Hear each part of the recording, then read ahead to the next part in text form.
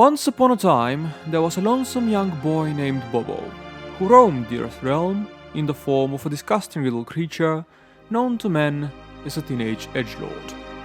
As it is the nature of most edgelords, Bobo gluttonously consumed obscene amounts of horror films, and in a small pocket of the space-time continuum, Bobo was happy.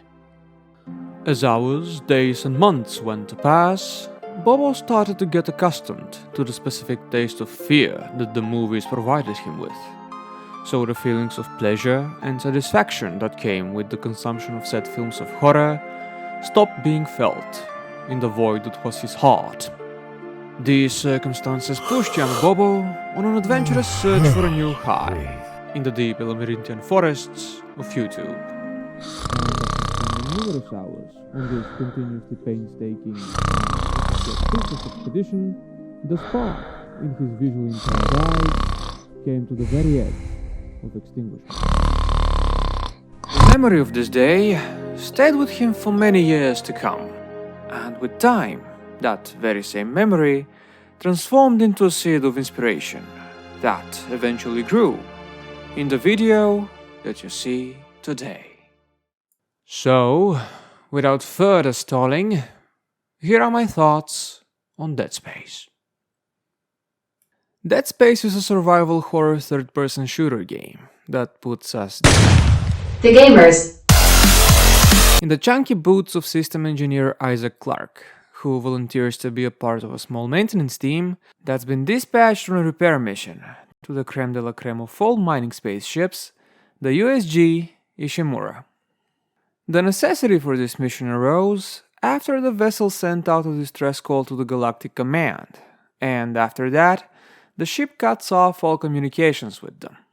The main reason for Isaac's voluntary involvement in this mission is a concerning video message that's been sent to him by his girlfriend Nicole, who is employed as a medical officer on board the Ishimura. When Isaac's team locates the mining ship, they once again try to establish contact with it, but unfortunately, the answer to the attempt was with silence.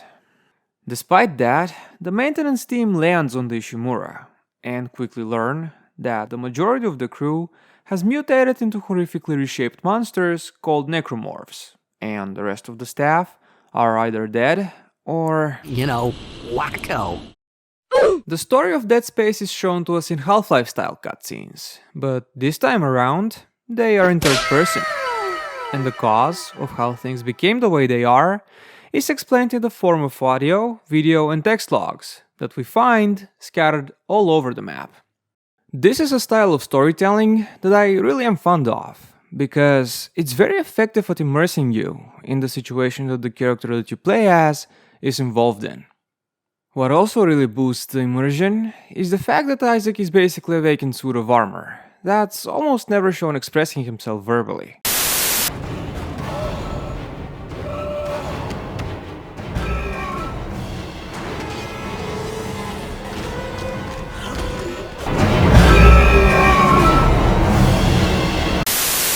This makes it easier for them to squeeze themselves into that armor and to become a part of the horrific world surrounding it. While Isaac's muteness amplifies player immersion, it can also feel a bit weird when he doesn't exchange words with the rest of the characters, who, by the way, are expertly voice acted.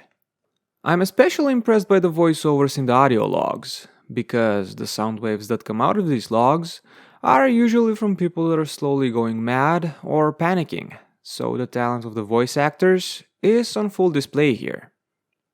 The gameplay of Dead Space kind of feels as if the developers built on top of the RE4 formula, but with more of a focus on horror and smoother movement controls. It's actually pretty amazing what they've accomplished. You can even aim, shoot and walk at the same time. Speaking of aiming and shooting, I should also mention that instead of aiming for the heads and torsos of the necromorphs, it's a better idea to go for their limbs, because for some reason, the life energy leaves their bodies faster that way.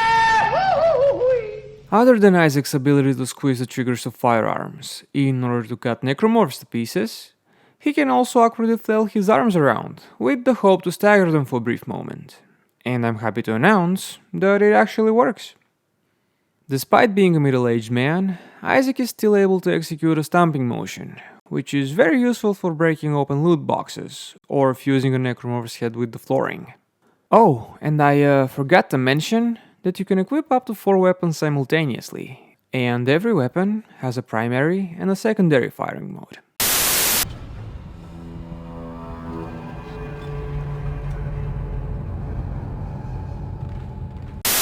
On top of his ranged and melee attacks, our friend Isaac here has a couple more tricks up his sleeve.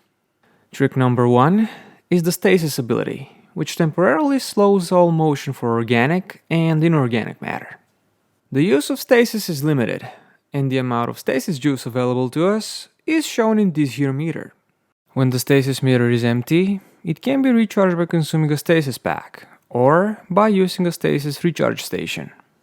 Trick number 2 is Kinesis, which allows Isaac to pick up and move objects around the environment in order to clear a path, solve puzzles, or to knock down some deformed-ass necros. While Isaac uses his legs to move around the dark and dingy hallways of the Ishimura, it's inevitable that you stumble upon an upgrading bench. An upgrading bench is where you go to upgrade your armor, weapon, stasis, and kinesis stats, and you do said upgrading by placing power nodes on an individual equipment's upgrade path. The power nodes can also be used to unlock specific rooms that are usually filled with much needed supplies, which means that the players need to be more careful with the management of these precious little items. The nodes can be found in random corners of the Ishimura, or you can buy them from a store.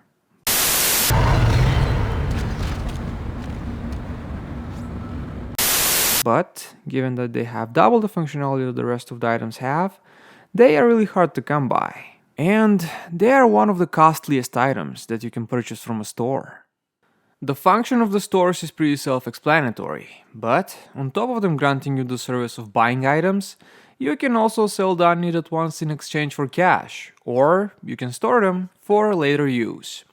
The list of items that you can purchase from the stores can be expanded, and you do that by finding the schematics for the future new items. The next time that you visit the store, the schematics are automatically loaded in its database, and the corresponding item then becomes purchasable in all available stores. There are areas in Dead Space in which the presence of gravity is non-existent, and there are others where there is no oxy. But there are also the ones where neither oxygen or gravity can be found. The probability of meeting up with death in these areas is very high, so they can be very stress-inducing and disorienting. Luckily enough, Isaac's suit is equipped with all the necessary gadgets to traverse such environments. For example, in the gravity-depraved areas, Isaac's gravity boots come into play, which allow him to cling to the surface that he's standing on. As a consequence of said clinginess, the act of walking is made a bit harder for Isaac, and running is therefore impossible. Lies! Oh, lies! So, the most effective way of moving through the environment becomes jumping. The thrusting jumps, combined with the sticky boots, gives Isaac the ability to stand on any flat surface or wall. But when you're stationed on a surface that's other than the actual floor, the camera can get a bit problematic. When you find yourself in a room where there's no air to suck in your lungs, the suit's oxygen containment unit boots up, and it provides Isaac with the much needed air that the room is inconveniently lacking in. As soon as the air support process starts, a countdown timer appears on Isaac's back, which shows us for how much longer the suit is able to support Isaac's breathing habits. When the timer counts down to 0, Isaac dies, but if you're not quite ready to witness that, you can prevent his death by getting either to an oxygen recharge station, a pressurized room, or by utilizing an air can. Visually, the game looks pretty good in my eyes, and I think that the developers expertly used the tools that they had at the time to build a game with an incredibly tense and heavy atmosphere. The developers created that kind of ambiance by making the appropriately lit rooms a rarity in the Ishimura, and by covering its dingy industrial hallways with layers of blood, rust, and mangled corpses. Even though they're slightly messed up, the environments give you a good idea of what they were used for before the whole necromorph attack. So, because of that, I could perfectly imagine the staff executing their duties and following their day-to-day routines, which made me genuinely feel sad for what happened to them. Another visual detail that's integral in creating the game's distinct visual style is the in-world UI. What I mean by that is that almost every UI element is a holographic image projected from Isaac's dome protector, and the ones that aren't holograms, they are conveniently located on Isaac's back. What also adds a lot to the creation of the before-mentioned atmosphere is the top-tier sound design combined with the generic but still effective musical score. The sound mixing is optimized for maximum scares, so even simple video calls made my heart stop for a second or two. After playing through Dead Space once again for this video, I came to the same conclusion that I always do. The game is simply great. It starts out as a strong horror experience due to its limited combat options, horrific atmosphere, and genuinely twisted monster designs. But as the player gets accustomed to the game and starts to equip themselves with more weapons and stronger armor, it evolves into an extremely satisfying action game with elements of horror sprinkled in. This sort of progression is very similar to the original RE2, and I don't see it as a problem in either of these titles. The original Dead Space was successful enough to spawn 2 more sequels, but the third entry was received by the fans so badly that it hibernated the franchise for a decade. The hibernation period seems to have ended though, because in December of 2022, the main creative mind behind Dead Space, Glenn Schofield, released a spiritual successor named the Callisto Protocol, which I haven't played as of the time of writing the script, but it looks really promising. And that's not all, folks. A full-blown remake of the first game has just been released, which honestly looks pretty darn good too.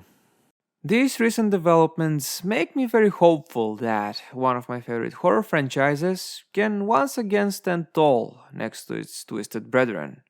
But only time will tell if the hope was all for naught. Thank you guys for watching, and if I manage to make another video, I hope I'll see you guys in the next one. Have a nice day!